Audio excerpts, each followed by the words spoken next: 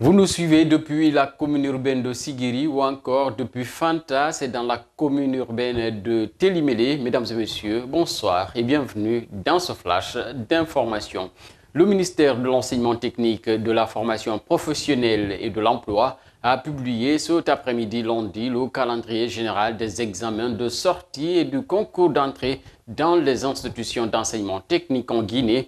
Il s'agit d'évaluations théoriques et pratiques pour les apprenants pour couronner leur cursus dans les écoles techniques et professionnelles du pays.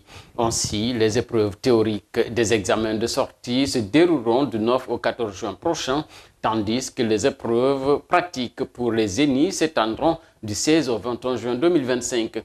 Les inscriptions pour le concours d'entrée auront lieu du 14 juillet au 30 août 2025, alors que le concours proprement dit se tiendra du 8 au 14 septembre prochain.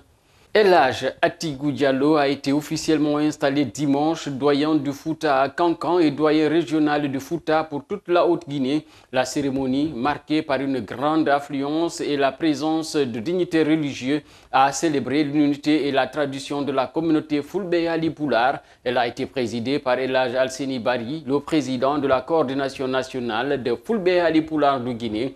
Cette nomination vient combler le vide laissé par le décès d'El Hadj Amadou Sow, ancien doyen très respecté dans la région de Kankan. Drame à Sigiri, deux enfants d'une même famille ont perdu la vie dans un incendie survenu dimanche soir dans une maison au quartier Sigiri-Koura 2 dans la commune urbaine. Les victimes étaient âgées de 4 et 5 ans. Leur mère a pu être sauvée du sinistre. Elle a été transportée d'urgence à l'hôpital préfectoral pour des soins.